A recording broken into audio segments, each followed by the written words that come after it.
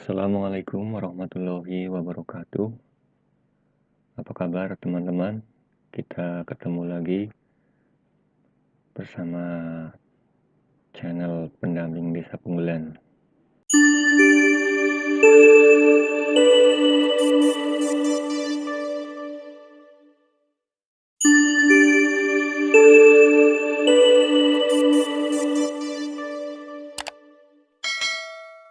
Pada kesempatan kali ini, saya akan membahas materi terkait program kerja BUMDes. Nah, program kerja BUMDes ini atau rencana program kerja BUMDes ini adalah salah satu bagian yang akan digunakan sebagai syarat untuk mendaftarkan registrasi Badan Hukum BUMDes. Ya, jadi selain anggaran dasar, anggaran rumah tangga, dan perdes BUMDes tentunya ada program kerja. Program kerja itu isinya kurang lebih seperti ini. Ini merupakan format lampiran Permendes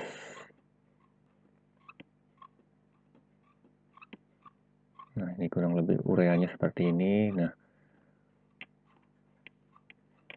pada kesempatan kali ini saya akan lebih fokus membahas terkait analisa keuangan BUMDes-nya ya. Nah, ini yang kadang-kadang menjadi kendala bagi BUMDes dalam membuat program kerja, karena ada mungkin beberapa pengurus BUMDes yang kesulitan dalam membuat analisa keuangan BUMDes. Pada dasarnya analisa keuangan BUMDes ini sama dengan laporan keuangan yang biasanya digunakan untuk melaporkan kegiatan BUMDes, baik itu bulanan, semesteran maupun tahunan. Nah, ini kurang lebih tampilannya seperti ini. Kemudian saya convert ke Excel, saya pindah ke Excel. Kurang lebih seperti ini tampilannya.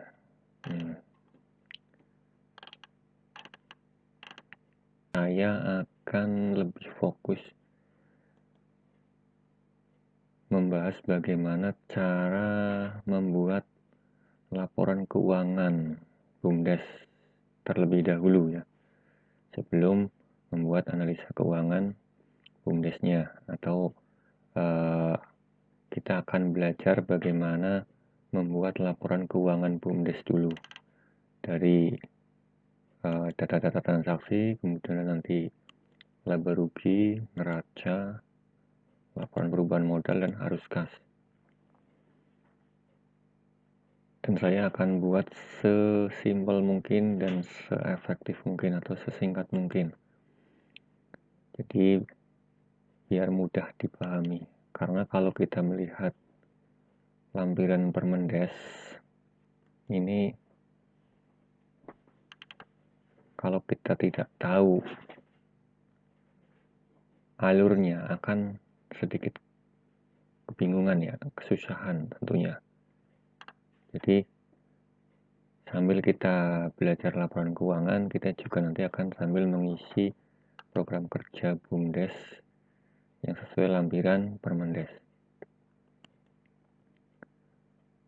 Nah, saya mulai dari data-data transaksi. Ini saya buat seperti ini untuk meringkas catatan-catatan transaksi keuangan ya, atau transaksi-transaksi yang ada di BUMDes. Ini saya buat untuk 3 bulan. Jadi kalau teman-teman mau belajar untuk dibuat selama 1 tahun sekalian, itu akan lebih baik. Jadi nanti bisa dapat digunakan untuk memproyeksikan kegiatan selama 1 tahun.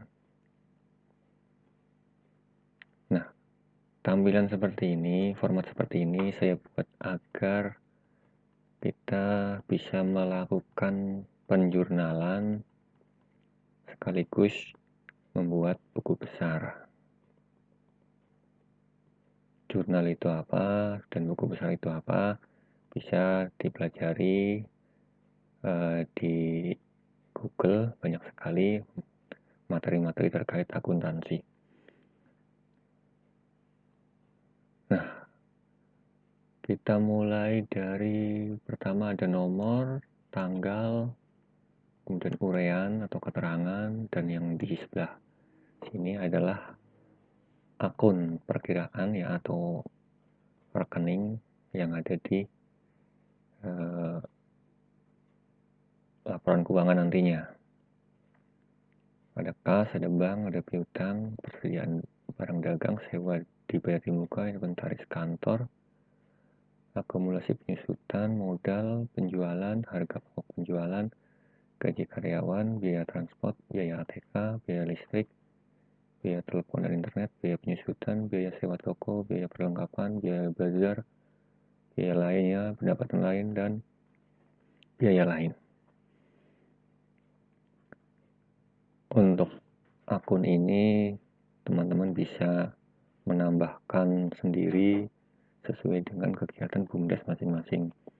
Dan saya mengambil contoh untuk kegiatan BUMDesnya ini adalah usaha perdagangan. Ya, usaha perdagangan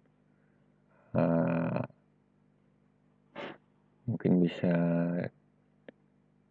diambil contoh usaha minimarket. Kemudian saya mengambil metode untuk mencatat persediaan barang dagang dengan metode perpetual ya, atau tiap aktivitas penjualan dicatat harga pokok penjualannya. Untuk uraian di sini adalah kegiatan-kegiatan yang berisi aktivitas perusahaan terkait transaksi-transaksi yang nanti akan masuk ke dalam laporan keuangan. Kemudian di sebelah kanannya ada rekening.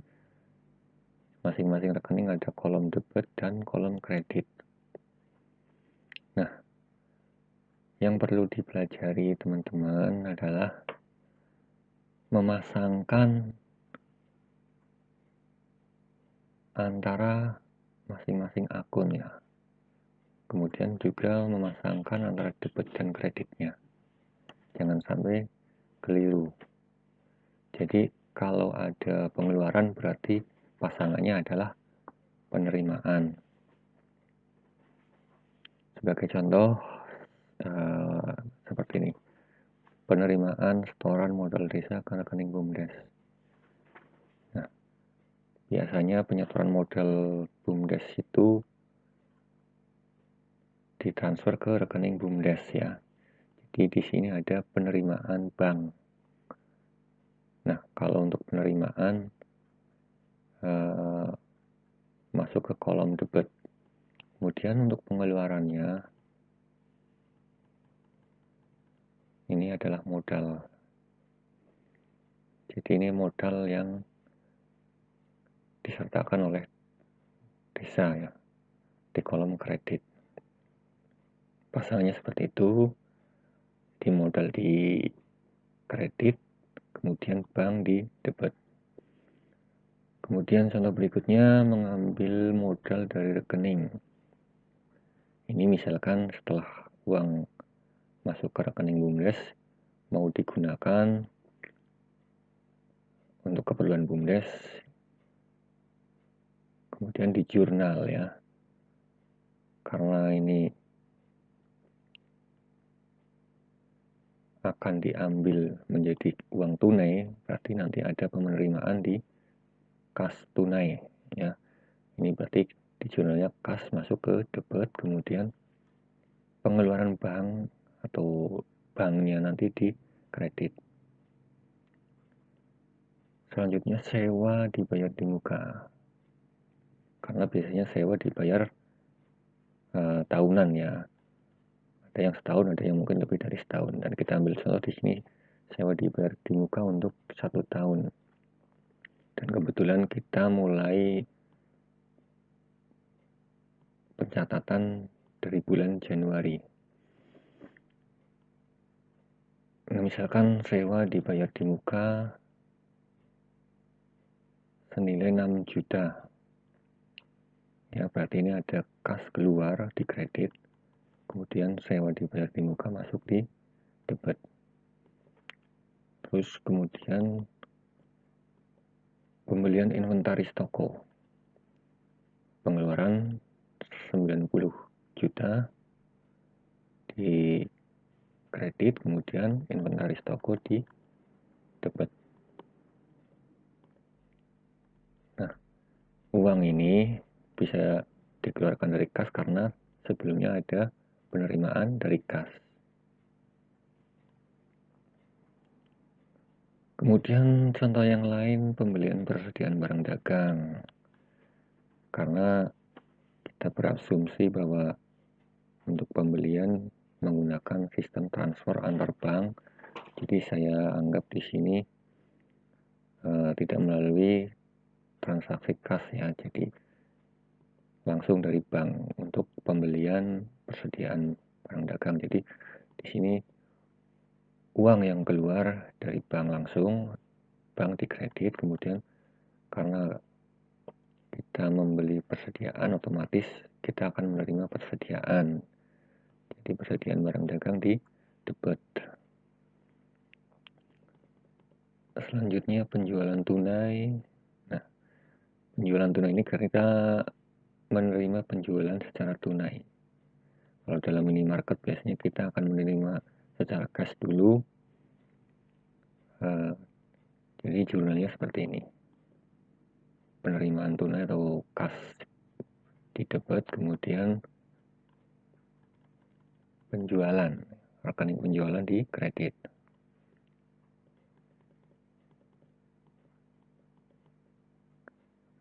Nah,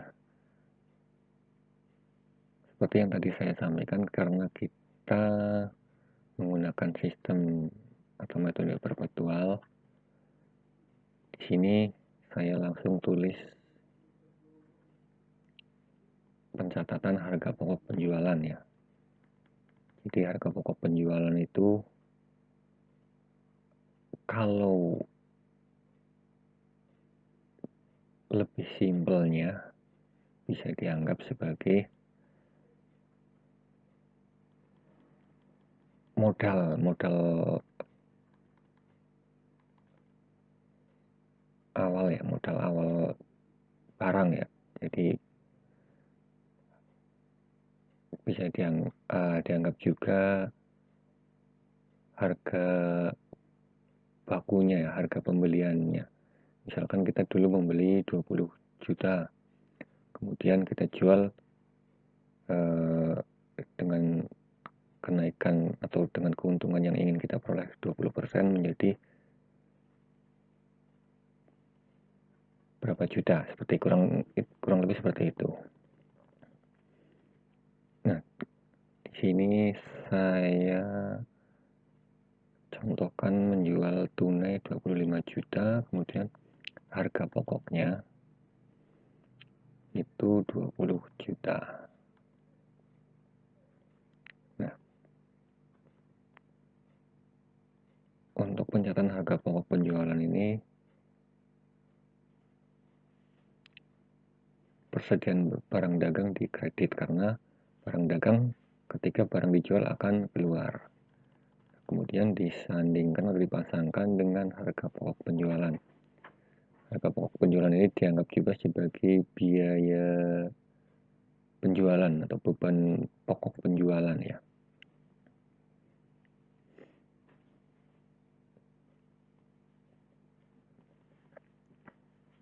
Kemudian berikutnya penyetoran hasil penjualan ke bank. Jadi setiap transaksi keuangan BUMDes diusahakan jangan terlalu banyak menggunakan transaksi tunai karena ini akan sangat berisiko. Jadi diusahakan setiap transaksi yang masuk, setelah melalui tunai segera di-store ke bank sehingga menjadi saldo bank ya. Seperti ini tadi ada penerimaan tunai 25 juta kemudian disetorkan ke bank 25 juta dan di bank masuk menjadi saldo, jadi di debit senilai 25 juta.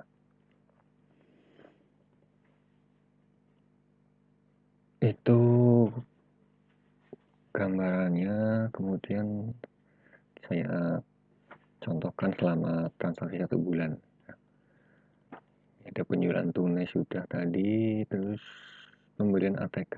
Nah, pembelian ATK ini menggunakan kas ya, jadi transaksinya sama, kas di kredit, kemudian pembelian ATK itu masuk ke biaya ATK 500.000.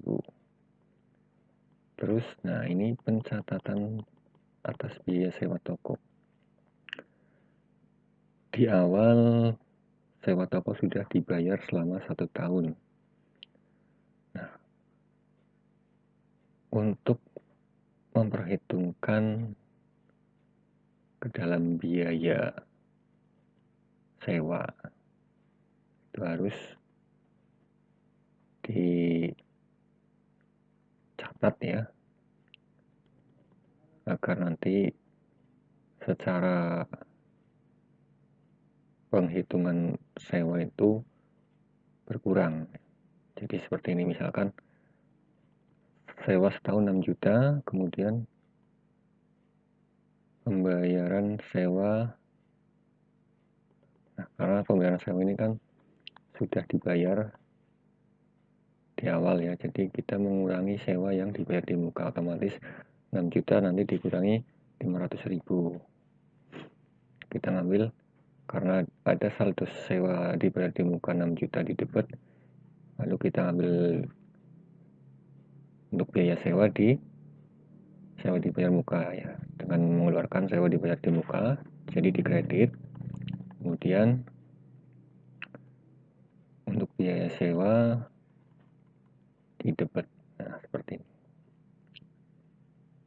Selanjutnya untuk biaya listrik ini sama seperti yang lain. Kita menggunakan kas keluar berarti di kredit, kemudian untuk biaya listrik di debit. Untuk biaya telepon juga sama. Kemudian pengambilan uang di bank untuk menggaji karyawan. Nah, jadi karena kita seminimal mungkin menyimpan saldo tunai, jadi ketika mau membayar gaji karyawan kita mengambil dulu dari bank. Jadi kas di debit, kemudian bank di kredit. Selanjutnya membayar gaji karyawan. Nah, setelah tadi menerima kas di atas, kemudian kita keluarkan di bawahnya ya, di kredit. Kasnya keluar, kemudian biaya atau gaji karyawan masuk. Nah, di sini debit. Nah, itu kurang lebih transaksinya seperti itu. Untuk yang lain nanti bisa dipelajari di materi nanti yang bisa teman-teman download di link pada deskripsi channel kami. Nah, bisa digambarkan kalau ke kanan ya, kalau arahnya ke kanan ini adalah penjurnalan ya. Kemudian kalau arahnya ke bawah seperti ini adalah buku besar. ketahuan antara saldo debit dengan saldo kredit. Kemudian selisihnya ada di debit apa di kredit. Nanti ada kaitannya dengan pembuatan baik itu laba rugi maupun neraca dan lain-lain. Oke, itu untuk pencatatan data-data transaksi atau catatan-catatan transaksi.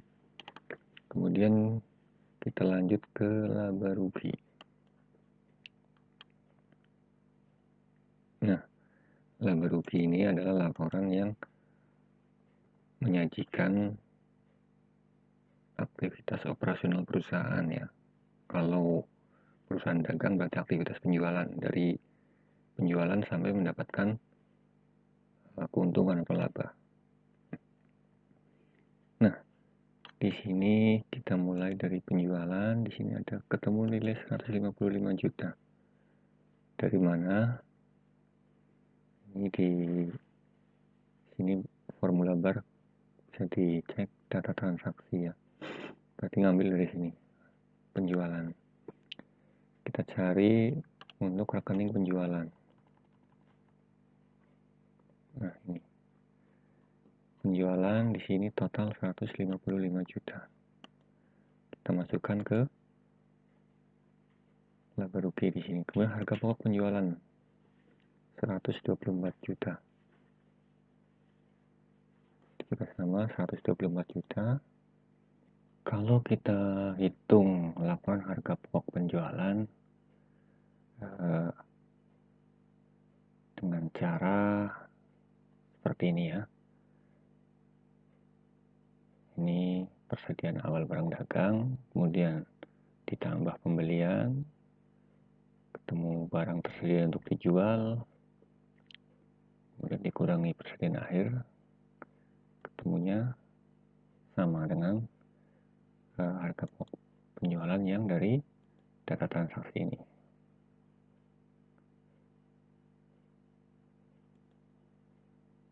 Ya, pembelian karena di awal kita belum punya persediaan barang dagang. Nah, kemudian pembelian 275 dari sini.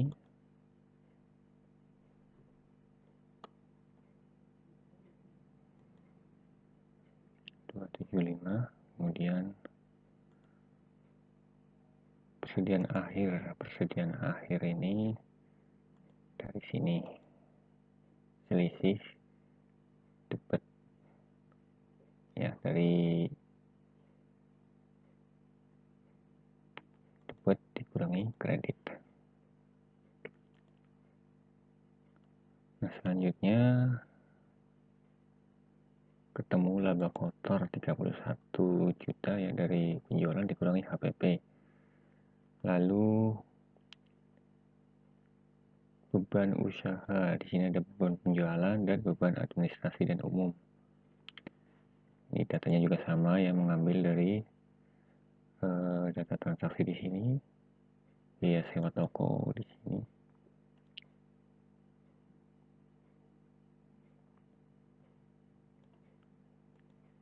Nah, untuk semua aktivitas yang terkait dengan biaya ya, biasanya masuknya di debit di sini.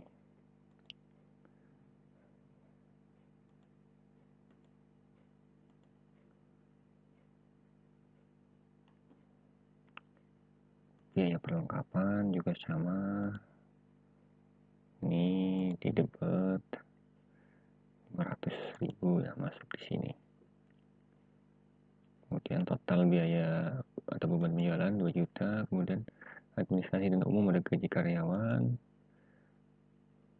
biaya TK, listrik, telepon, dan penyusutan. Nah, penyusutan ini adalah pengurangan nilai aktiva tetap. Nah, aktiva tetap di sini inventaris toko ya, yang dulu kita beli di awal-awal bulan, awal tahun senilai 90 juta.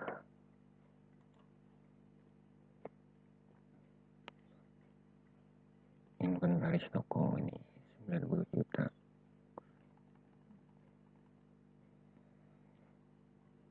Nah, inventaris toko ini setiap tahunnya atau setiap bulannya mengalami penurunan nilai atau mengalami penyusutan. Nah, di sini saya hitung nilai penyusutannya 750.000 per bulannya. Jadi ketemunya nanti 3 bulan ada,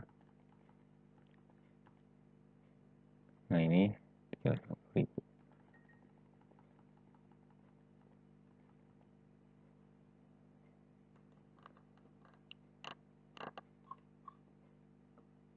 Nah, kenapa ini baru terisi 2 bulan? Karena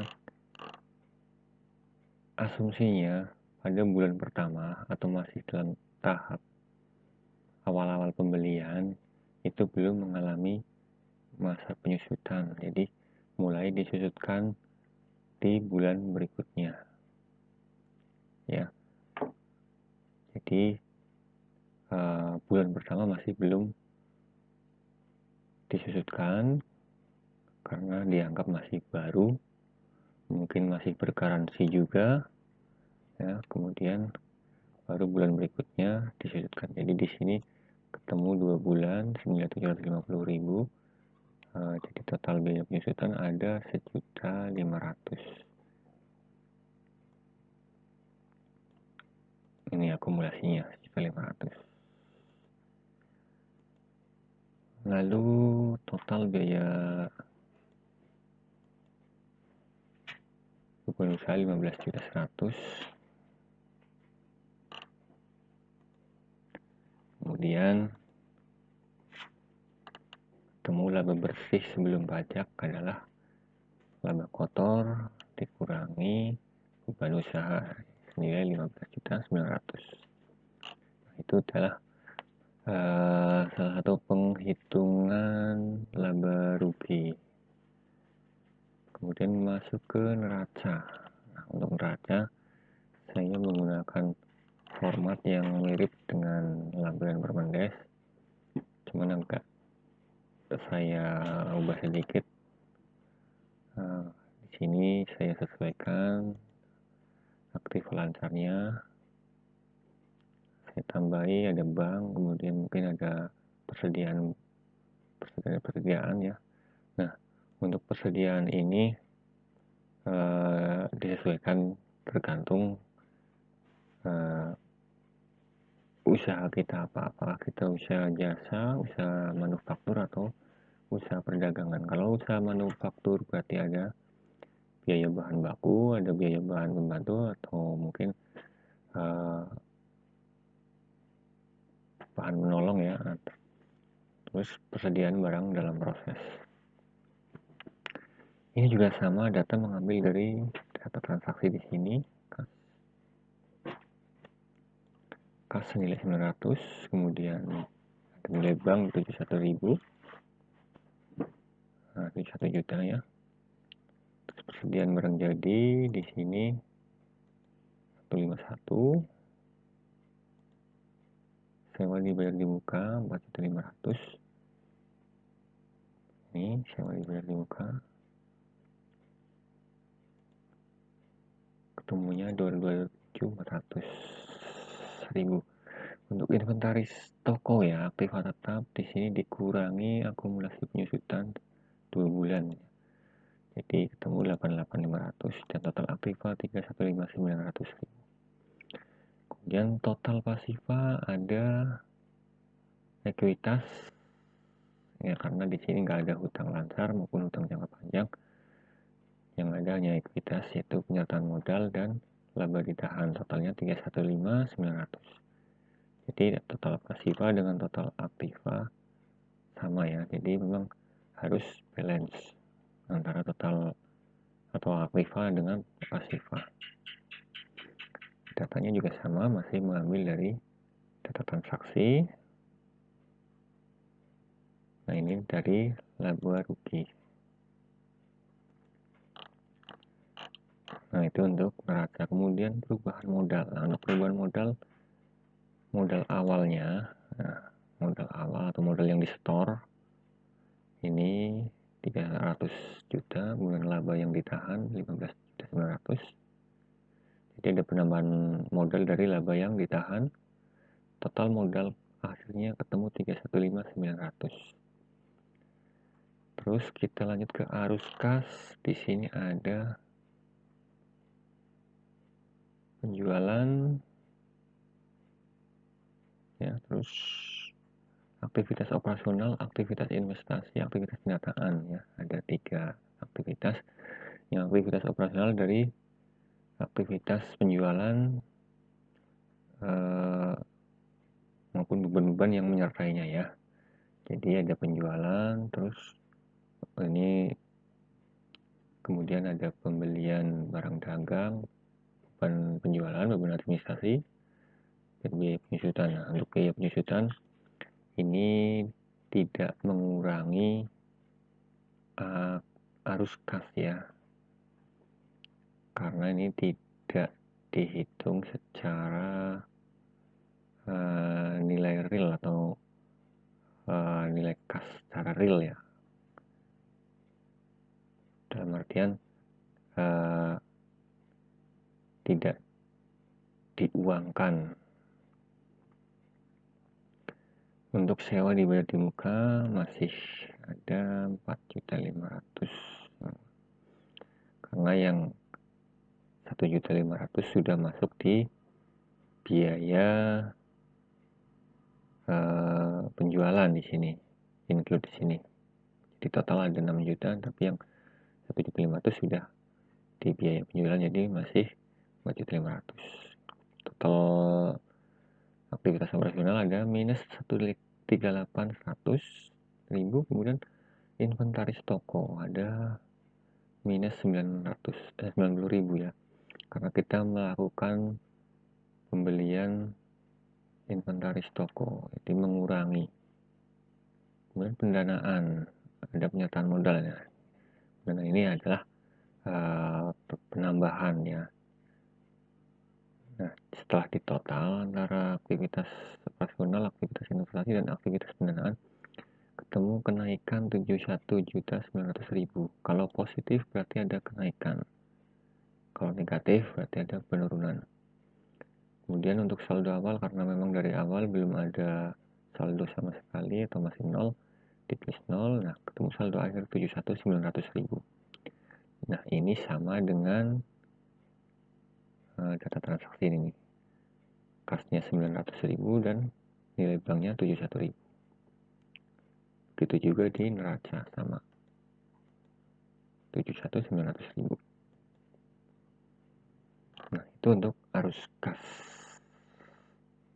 Oke, selanjutnya untuk mengisi yang sesuai dengan format Permendes,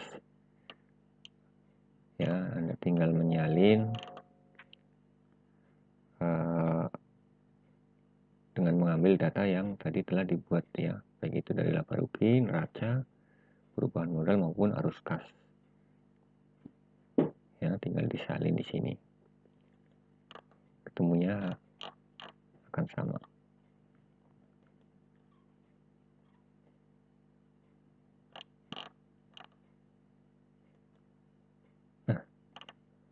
Nah, untuk format yang sesuai Permendes ini, untuk yang warna hijau ini ada sedikit perubahan, ya. Saya sesuaikan dengan kondisi perusahaan. Misalkan ini untuk perusahaan dagang, untuk proyeksi harga pokok penjualan tahun mendatang saya buat seperti ini. Nah, kalau yang format Permendes yang masih aslinya itu proyeksi beban pokok penjualan tahun mendatang ini seperti ini. Jadi mungkin bagi perusahaan dagang agak susah diterapkan dengan item seperti ini. Tapi garis besarnya sama. Nah, yang lain juga sama, arus kas, neraca. tinggal mengambil data dari sini, disesuaikan. Nah, kemudian untuk sheet berikutnya, sheet 4 ada rencana investasi, semuanya data sudah tersedia. Nah, untuk yang tingkat kesehatan perusahaan tahun mendatang, ini saya buat rumusnya ya, ada saya masukkan pengertian dan rumusnya untuk memudahkan. ROI itu apa? Return on Equity. Dan ROI, Return on Investment. Ya, rumusnya bagaimana? Ini sudah ada semua. Nah, ini udah ada yang saya isi dengan data yang dari sini. Kemudian untuk ROI, ini ketemu yang minus karena memang antara investasi dengan penjualan masih lebih banyak investasi, karena memang penjualan baru 3 bulan.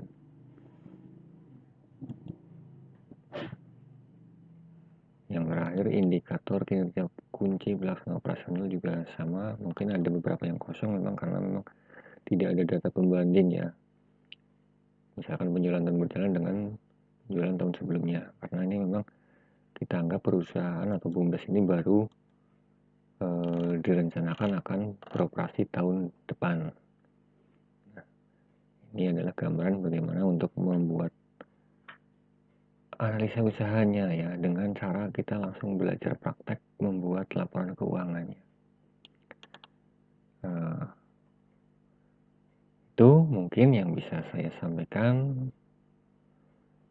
Untuk materi ini bisa di-download di link pada deskripsi materi kali ini. Terima kasih, dan jangan lupa untuk subscribe di channel Pendamping Desa Punggelan. Wassalamualaikum warahmatullahi wabarakatuh.